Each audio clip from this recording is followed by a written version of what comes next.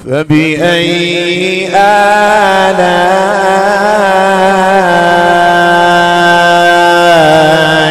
ربكما تكذبان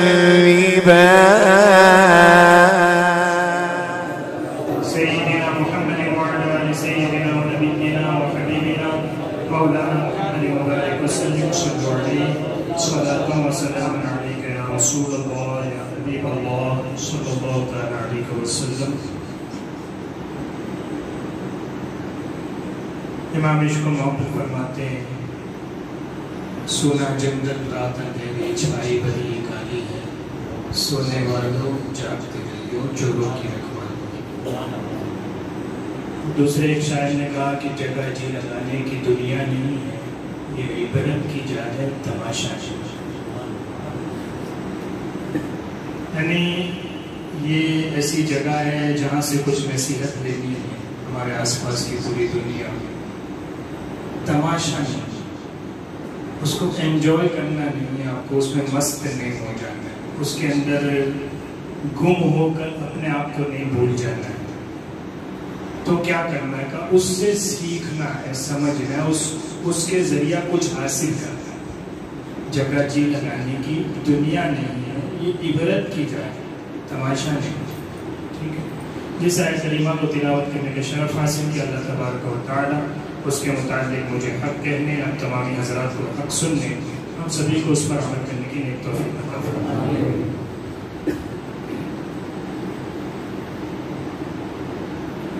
قرآن مقدس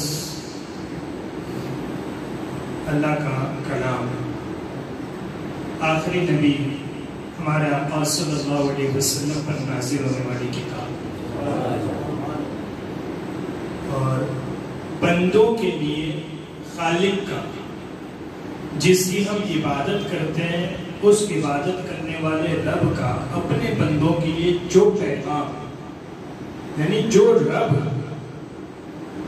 بندوں کو بتا رہا ہے یا جو رب بندوں کو تعلیم فرما رہا ہے وہ جو تعلیمات کا مجموعہ ہے اس کا نام ہے قرآن. یعنی یہ ہمارے آقا صلی اللہ علیہ وسلم پر کتاب نازل ہوئی ہے آپ نے اس کو لکھا نہیں. یعنی اگر کوئی یہ سمجھائے یا کسی کی سمجھ میں یہ آ رہا ہو کہ یہ کتاب یا یہ قرآن رسول اللہ صلی اللہ علیہ وسلم کی لکھی ہوئی کتاب ہے دیٹس رانگ. یہ غلط بات ہے یہ جھوٹ ہے یہ بہتان ہے. آپ کی لکھی ہوئی نہیں ہے یہ اللہ نے اپنے حبیب پر جیسا کلام نازل فرمایا ویسا رسول اللہ صلی اللہ علیہ وسلم نے امت کے سامنے پیش کیا. تو قرآن بیسیکلی نبی کے واسطے سے اللہ نے جو پیغام بندوں کو پہنچایا اس کا نام قرآن. سمجھ آ گئی بات؟ اب قرآن کیا کرتا ہے؟ قرآن میں کوئی بڑے فلسفے نہیں ہوتے کوئی بہت گہرائی میں جا کے باتیں عام لوگوں کے لیے نہیں کی جاتی. ہر طرح کا علم اس قرآن میں رکھا گیا تبیان لکل شیء یا قرآن جس میں ہم نے ہر چیز بیان کر دی ہے کائنات. اب جتنی جس کی استطاعت ہے جتنی جس کی حیثیت ہے اس حساب سے وہ قرآن میں غور و فکر کرے دماغ لگائے اتنی باتیں اس کو سمجھ میں آتی جائیں گی. ٹھیک ہے بیسکلی قرآن کس چیز کی کتاب ہے؟ قرآن میں تاریخ کا بیان بھی ہے حضرت آدم سے لے کے حضرت نوح کی کشتی کا بیان بھی ہوا ہے حضرت موسیٰ فرعون کے معاملات کا بیان بھی ہے نمرود اور ابراہیم جناب ابراہیم کے مناظرے کا پورا تفصیلی بیان بھی ہے حضرت یوسف کا بیان بھی ہے. یعنی پوری ایک ہسٹری کو قرآن بیان کرتا ہے لیکن قرآن ہسٹری کی کتاب نہیں. قرآن میں بہت ساری چیزیں بائیولوجی کے حوالے سے ہیں کہ انسان کی تخلیق کیسے ہوتی ہے ماں کے پیٹ میں 9 مہینے کا سرکل بچہ کیسے نکالتا ہے قرآن اس کو 1 by 1 ڈیفائن کرتا ہے باقاعدہ. یعنی بہت سی چیزیں قرآن میں بائیولوجی سے متعلق ہیں لیکن قرآن بائیولوجی کی کتاب نہیں. سوال یہ بنتا ہے کہ قرآن میں بہت سارا بیان ہے بہت سارے علوم کا بیان ہے بلکہ صاف لفظوں میں کہیں تو سارے علوم کا بیان ہے. تو پھر قرآن کس مقصد کیا ہے، قرآن کس حوالے سے بندوں سے مخاطب ہوتا ہے؟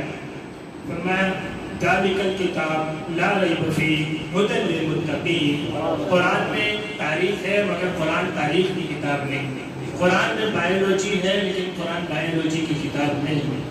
قرآن میں ایسٹرونومی ہے لیکن قرآن ایسٹرونومی کی کتاب نہیں. تو پھر کس چیز کی کتاب ہے؟ فرمایا قرآن ہدایت کی کتاب ہے. ایک بھٹکے ہوئے انسان کو اچھی زندگی گزارنے اور آخرت اچھی بنانے کا جو مجموعی پیغام مل سکتا ہے وہ کتاب جو بتاتی ہے اس کا نام ہدایت کی. ہدایت کیسے کا تم اچھی زندگی گزار سکو تو کہ چونکہ تم انسان ہو، چونکہ تم اللہ کی مخلوق ہو اور اللہ کی بہترین تخلیق ہو، اور اللہ نے تمہارے لیے یہ پیغام بھیجا ہے کہ تم اس کتاب کی روشنی میں ہدایت پا کر ایک اچھی زندگی گزارو.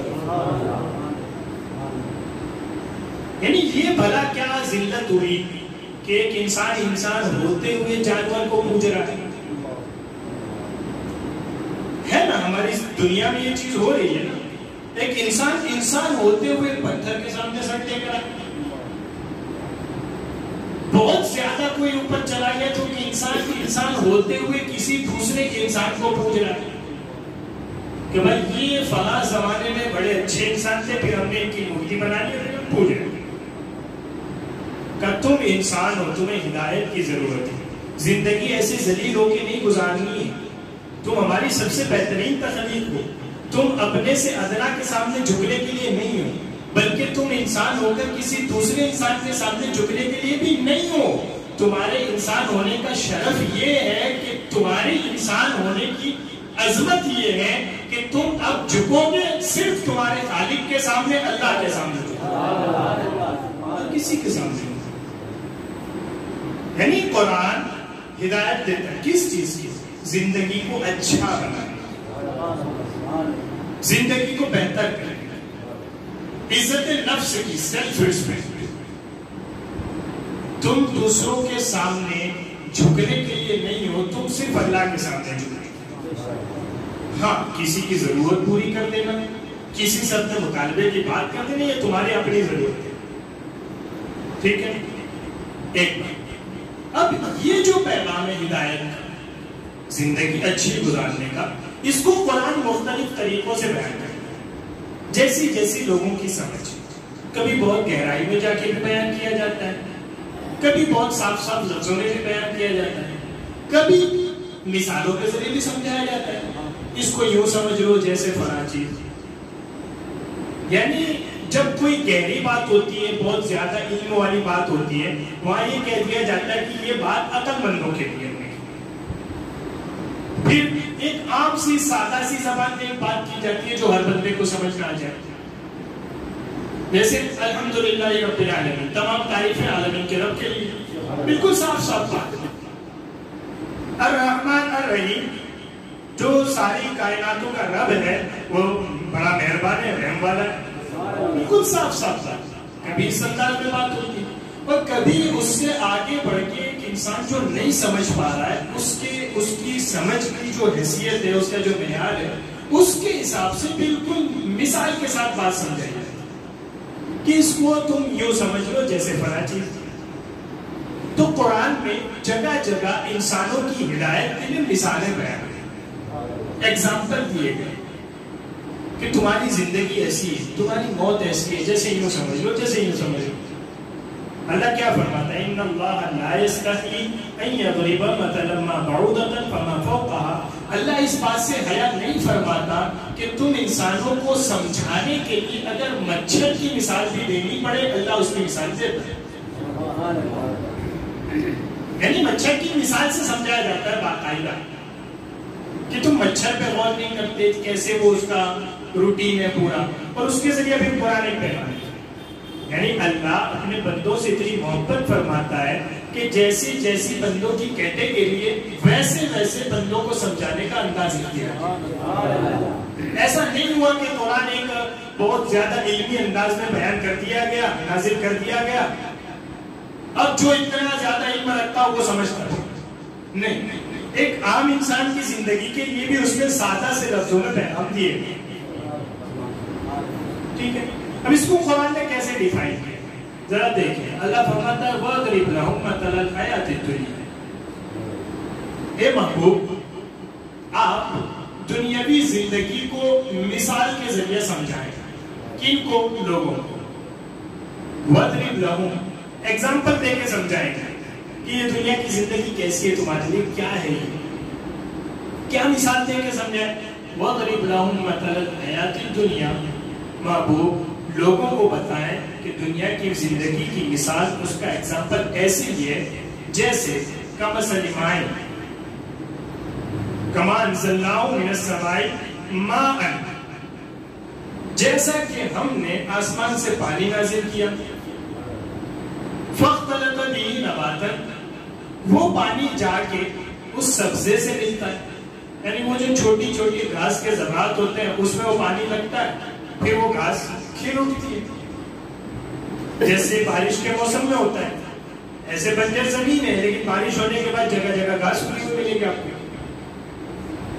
زندگی کی مثال ایسے ہے جیسے ہم نے آسمان سے پانی نازل کیا, وہ پانی جا کر سبزوں میں لگا تو وہ ہرے بھرے ہو گئے. پھر کیا ہوا؟ فَأَصْبَحَ هَشِيمًا تَذْرُوهُ الرِّيَاحُ. اس کے بعد بہت تھوڑی سی مدت گزری, یعنی یہ بارش کا موسم ختم ہوا, چند دن گزرے کہ اس کے بعد یہ جو ہرا بھرا ہوا تھا پانی لگنے کی وجہ سے وہ اب سوکھنا شروع ہو گیا, سوکھ کر پیلا ہو گیا. اور جب گھاس پیلی ہو جائے اور اس پہ پیر لگتا ہے تو پھر وہ ٹوٹ کے بکھر جائے گا. ہری بھری ہو تو آپ کا پیر لگتا ہے تو سائز ہو کے پھر جیسی ویسی ہو جاتی ہے, لیکن پیلی ہو جائے جب سوکھ جائے اس کے بعد وہ بھوکے میں تبدیل ہو جاتی ہے, بکھر جاتی ہے. تو فَأَصْبَحَ هَشِيمًا تَذْرُوهُ الرِّيَاحُ, وہ ایسے زرد بھوکے میں تبدیل ہو جاتی ہے جس کو ہوائیں اڑاتی ہیں. بارش ختم ہونے کے بعد جب ہوائیں چلتی ہے تو وہ جو ٹوٹی ہوئی گھاس ہوتی ہے اس کے تنکے ہواؤں میں تیر رہے ہوتے ہیں, وہ کبھی یہاں لگتے ہیں ہم کو, کبھی بالوں میں آگے گرتے ہیں. یہ کہ محبوب لوگوں کو دنیاوی زندگی کی مثال دے کے سمجھائیں کہ دنیا کی زندگی ایسی ہی ہے جیسے پانی برسنے کے بعد تھوڑی دیر کے لیے ہریالی آتی ہے اور اس کے بعد کیا ہوتا ہے, اس کے بعد وہی پرانا ختم ہو جانا.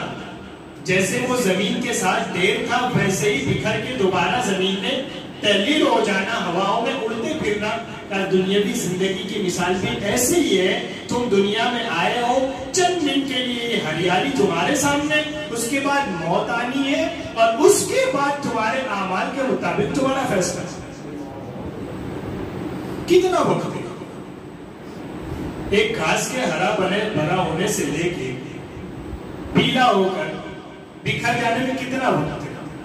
چند دن, بہت زیادہ تو چند مہینے کا. جتنی کم مدت یہ ہریالی رہتی ہے نا اتنی ہی کم مدت تمہاری زندگی کی رہتی ہے.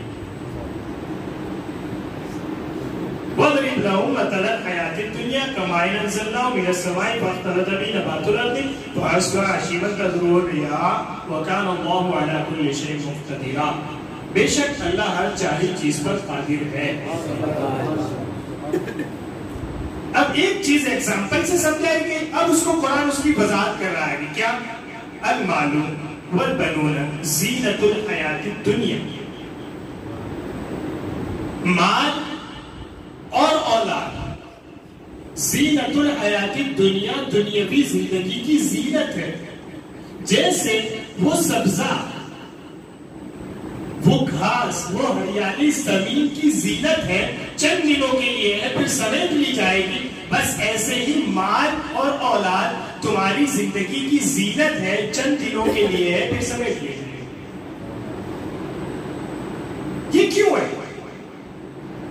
زینت کس چیز کو کہتے ہیں؟ زینت کا مطلب ہوتا ہے شاہکار گجراتی میں. ڈیکوریشن. ڈیکوریشن کس چیز کے لیے ہوتا ہے؟ مطلب کچھ فنکشن ہونے والا ہے اور وہ ختم ہو جانے والا ہے. سٹارٹنگ کے لیے اور اس کو فنکشن کو ارینج کرنے کے لیے ڈیکوریشن کیا جاتا ہے.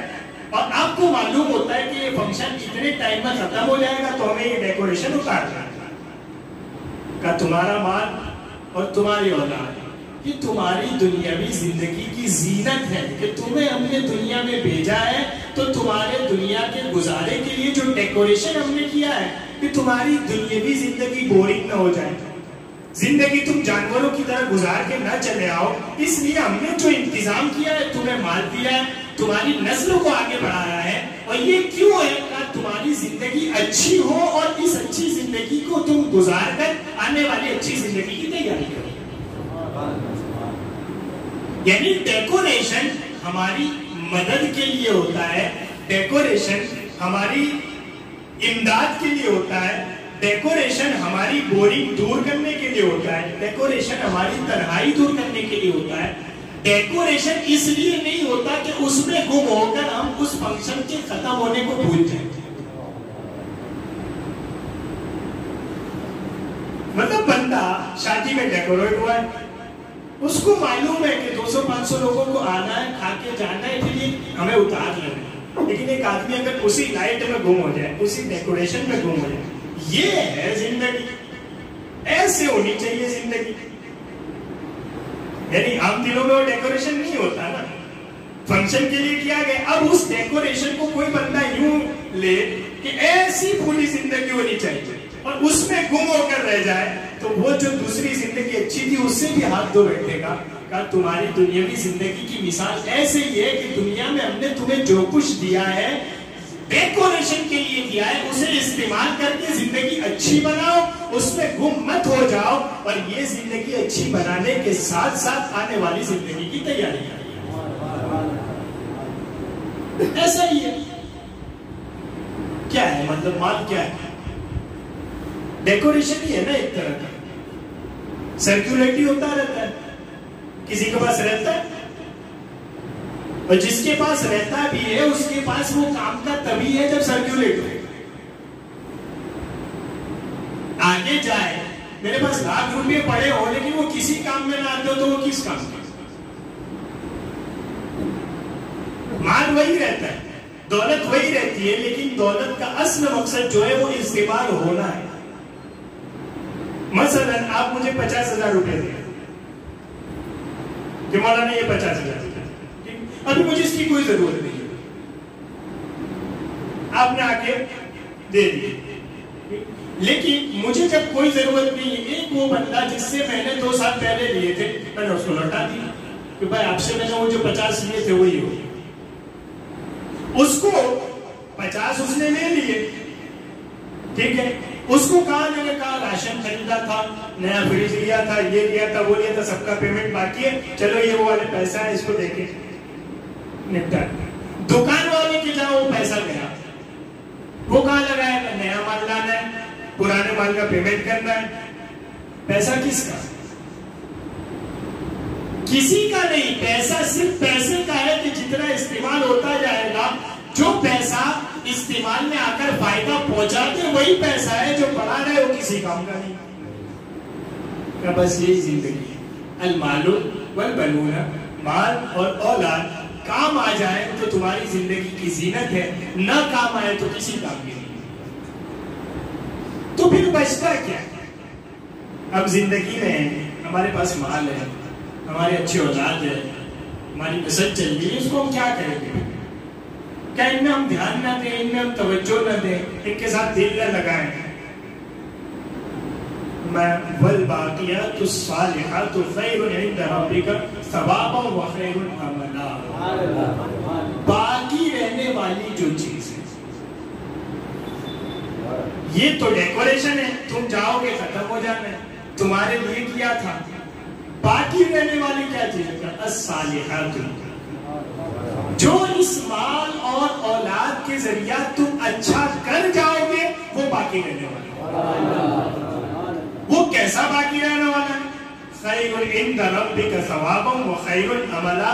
جو اس ڈیکوریشن کی چیزوں کے ذریعہ تم اچھا کر جاؤ گے وہ ایسا باقی رہے گا کہ اللہ اس کے بدلے بہترین ثواب بھی عطا فرمائے گا, اور مال اور اولاد سے جو تم نے نیک کام کر کے جنت کی امید لگائی تھی اس امید امید کو بھی اللہ تمہاری پوری فرمائے.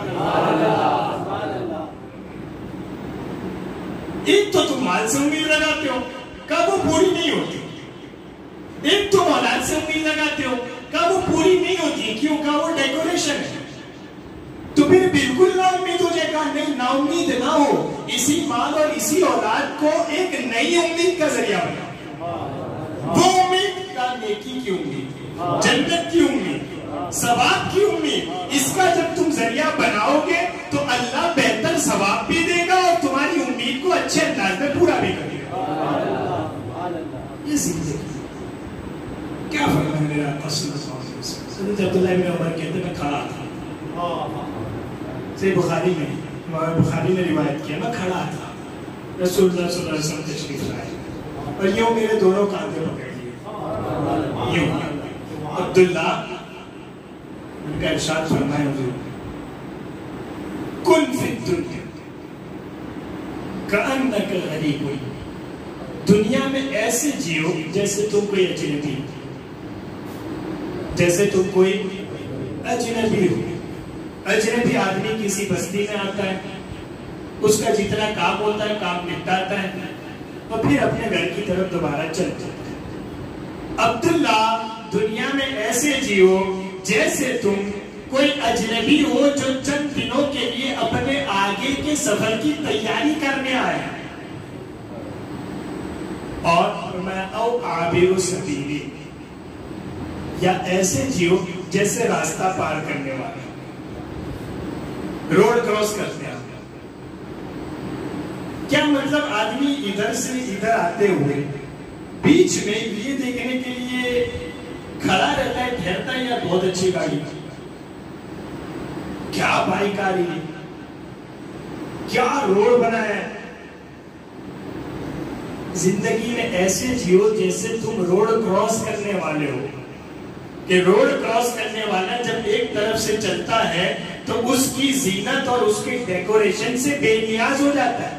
ابھی اسے یہ فکر نہیں ہوتی یہاں کون سے ماڈل کی گاڑی آ رہی ہے, ابھی اسے یہ فکر نہیں ہوتی کتنی تیز چل رہی ہے, ابھی اسے یہ فکر نہیں ہوتی بائک کتنی خوبصورت دکھ رہی ہے, ابھی اسے یہ فکر نہیں ہوتی کہ روڈ کتنا اچھا بنا ہے. اسے صرف ایک فکر ہوتی ہے مجھے پار کر کے ادھر جانا ہے. بس دنیا میں ایسے رہو کہ تمہیں یہ فکر نہ ہو, تمہیں یہ فکر نہ ہو کہ میری دنیا کی زندگی کو میں کتنا زیادہ پاورفل بنا سکتا ہوں, میری دنیا کی زندگی میں کتنی زیادہ خوبصورتی حاصل کر سکتا ہوں. تمہیں یہ فکر نہ ہو, بلکہ ایسے جیسے روڈ کراس کرنے والے کو فکر یہ ہوتی ہے مجھے کراس کر کے ادھر جانا ہے. بس ایسے ہی دنیا میں تم آئے ہو, گزرتے جاؤ گزرتے جاؤ گزرتے جاؤ یہاں تک کہ موت کے ذریعے تم کراس کر کے پار جاؤ. اگر اس میں ٹائم دے گا آدمی ہلاک ہو جائے گا بیچ میں کھڑے رہے گا. بس ایسے ہی دنیا میں رہ کے مست ہو جاؤ گے, ہلاک. کیا بنا عبداللہ دنیا میں ایسے جیو جیسے کوئی اجنبی آ کے چلا جاتا ہے, یا ایسے جیو جیسے کوئی روڈ کراس کرنے والا روڈ کراس کر کے چلا جاتا ہے. تو مولا علی حضرت مولا کائنات مشکل کشا نے کیا فرمایا, مال کی محبت کا وہ کشتی کی طرح ہے.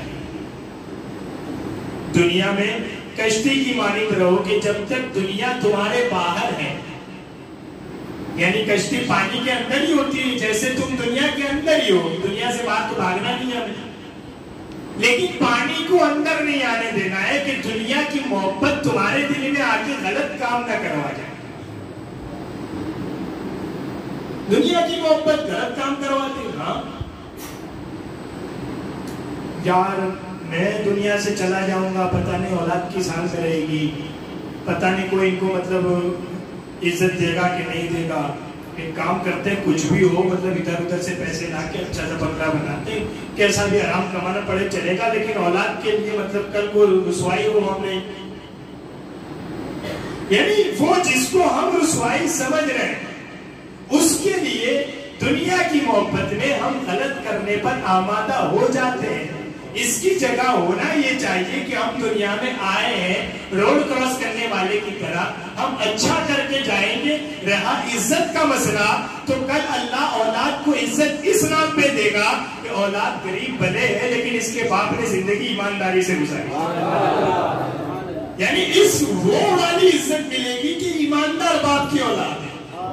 اور کل کو بہت کچھ بنانے کے بعد بھی بچہ شوٹ بوٹ میں بھی نکل گیا تو مسئلہ تو یہی آ کے کھڑا ہوگا کہ تمہارے باپ نے 2 نمبر کی زمینیں بیچی. یہ دنیا اور آخرت کی ذلت سے تو بہتر ہے کہ دنیا میں اچھے کام کر کے آخرت کی بھی عزت کمائی جائے اور دنیا میں اچھے کام کر کے دنیا کی عزت بھی حاصل. عزت و ذلت کا مسئلہ غریب ہونے سے کوئی ذلیل نہیں ہو جاتا. عزت اور ذلت تو اللہ کے ذریعے سے ہوتی. وہ چاہے تو ابو جہل جیسا مالدار ترین شخص دنیا اس کو 1400 سال بعد بھی ابو جہل کہہ کے پکارے کہ جہالت کا باپ مالدار ترین آدمی. اور وہ چاہے تو مارکیٹ میں بکتے بکاتے آیا ہوا کالا غلام افریقہ سے آیا ہوا حضور کی بارگاہ میں آ کے بلال ہو کعبے کی چھت پہ چڑھ جائے اور اللہ کعبے کو اس کے قدموں کے نیچے تم فیصلے نہیں کرتے عزت کسے ملنی ہے غریب کو ملنی ہے کہ مالدار کو ملنی ہے. تم فیصلے نہیں کرتے کہ عزت کسے ملنی ہے نیتا کو ملنی ہے کہ جنتا کو ملنی ہے. تم فیصلے نہیں کرتے کہ عزت کسے ملنی ہے. فیصلے رب فرماتا ہے. ہاں چند دنوں کا ڈیکوریشن کر دیتے ہیں اگر تم اس ڈیکوریشن میں گم ہو جاؤ گے تو برباد کر دیے جاؤ گے اور اس ڈیکوریشن کو کسی اچھے کام میں لگاؤ گے یہاں بھی عزت دے کے آخرت میں بھی تمہیں ڈیکوریشن کا مسئلہ کوئی مسئلہ زندگی ڈیکوریشن. اسی لیے کیا فرمایا گیا حدیث مبارکہ حب الدنیا و کراہیت الموت. میرے صحابہ کرام سے حضور صلی اللہ علیہ وسلم نے فرمایا کہ آج تم تھوڑے ہو اور بہت سر بلند ہو. ایک وقت وہ آئے گا کہ تمہاری تعداد بہت زیادہ ہوگی لیکن لوگ تم پر ایسے ٹوٹیں گے جیسے بھوکے دسترخوان پہ ٹوٹ کے کھانا کھاتے. یعنی تم مسلمانوں پر دوسری قومیں ایسے ٹوٹ پڑیں گی جیسے بھوکے دسترخوان پہ ٹوٹ پڑتے. صحابہ کرام نے عرض کیا یا رسول اللہ صلی اللہ علیہ وسلم کیا ہم اس وقت تعداد میں کم ہوں گے مائنورٹی میں آ جائیں گے دنیا میں ہماری تعداد کوئی نہیں ہوگی. تمہاری تعداد میں تو تم آج سے کئی گنا ہوگی لیکن جو تمہاری 2 خوبیاں ہیں وہ تمہارے دل سے نکل چکی ہوگی. جن 2 خوبیوں کی بنیاد پر تمہیں عزت ملی ہے دنیا میں وہ نکل جائیں گی تو تم پر دنیا کی قومیں ٹوٹ پڑیں گی باوجود اس کے کہ تم بہت زیادہ تعداد میں ہو. صحابہ کرام نے عرض کیا وہ کیا ہے؟ حب الدنیا و کراہیت الموت. دنیا کی محبت اور موت کی نفرت جب تمہارے دل میں بیٹھ جائے گی تو تم بزدل ہو جاؤ گے. اس کے بعد دنیا کی قومیں تم پر ٹوٹ پڑیں گی. سارا معاملہ اسی کا ہے. دنیا کی محبت سچائی کا ساتھ دینے کے لیے نیکی کا ساتھ دینے کے لیے اچھائی کرنے کے لیے سب سے بڑا ڈر جو انسان کو لگتا ہے وہ کیا ہوتا ہے کہ مال ملے گا کہ نہیں ملے گا. ایسے تو زندگی بھر مڈل کلاس میں رہ جائیں گے. ایسے تو زندگی بھر غریب پیدا ہوئے غریب مر جائیں گے. ایسے حلال کمائی دیکھتے رہیں گے تو کب مالدار ہوں گے. حب الدنیا دنیا کی محبت تیری ہر نیکی کا ہے اور کراہیت الموت برائی کی طرف انسان کیوں جاتا ہے. موت سے نفرت ہے. موت کا خوف دل میں نہیں رہ گیا. اب جسے یہ مطلب جس نے یہ برائی دیا ہے کہ مجھے مرنا ہے اسے کیا فرق پڑتا ہے کہ اچھا کرنا ہے کہ برا کرنا. کہ تم تعداد میں بہت زیادہ ہوگے لیکن تمہارے اندر یہ 2 چیزیں پیدا ہو جائیں گی کہ دنیا کی محبت میں تم غلط کام کرنے تیار ہو جاؤ گے اور موت کی نفرت تمہارے دل میں آ جائے گی. یعنی مرنے کا جو خوف تھا اور مرنے کی جو محبت دل میں تھی وہ نکل جائے گی. کیا جیسا نہیں ہے مسلمان ہونے کی حیثیت سے کیا ہمارے لیے یہ وعدہ اللہ کا نہیں ہے کہ تم اگر اسلام لائے ہو اور اپنے اسلام میں سچے ہو تو یہ زندگی صرف ڈیکوریشن ہے. تمہاری اصل زندگی ہم پھر شروع کریں گے. موت سے ڈرنا اس معنی میں کہ مرنا ہے، اس ڈر سے نیک کام کرنا یہ اچھی بات ہے، لیکن موت سے نفرت اس معنی میں کہ ہم مرنا نہیں چاہتے، دنیا میں رہنا چاہتے ہیں، تو یہ تصور کسی اور میں آ سکتا ہے کیونکہ اس کا آواگمن کا عقیدہ ہے، وہ سمجھتا ہے کہ اچھے کام کریں گے تو اگلے جنم میں برہمن کیا جانا ہے، وہ سمجھتا ہے کہ برے کام کریں گے تو اگلے جنم میں دلت کیا پیدا ہونا ہے، اور برے کریں گے تو کتا بلی بنا دیے جائیں گے۔ اس کے یہاں اگر وہ ہو کہ موت سے اسے بھاگ رہا ہو، وہ تو پھر بھی سمجھ میں بات آتی ہے، مسلمان تو وہ ہے کہ جس کی جان اور مال کے بدلے اللہ نے جنت کا وعدہ کرا۔ ان اللہ اشتری من المؤمنین انفسهم واموالهم بان لهم الجنہ، بے شک اللہ نے خرید لیا ہے مسلمانوں کی جان کو اور ان کے مال کو اس بدلے پر کہ ان کے لیے جنت ہے۔ وہ خریدی ہوئی چیز جو آلریڈی آپ ادھار میں رکھتے ہوں وہ دوسرے کام میں لگاتے ہیں،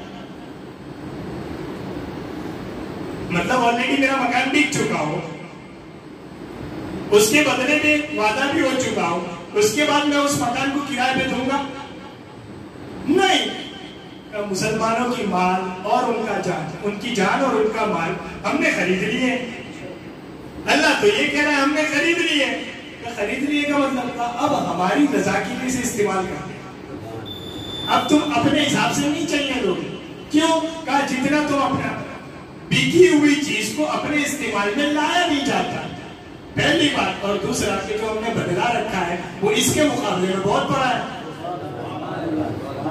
یعنی یہ بھی کوئی سودا ہوا کہ دنیا کی زندگی کا تھوڑا سا مال اور یہ برف کی طرح پگھلنے والی تھوڑی سی زندگی، اس کے بدلے میں جنت کی ہمیشہ کی زندگی،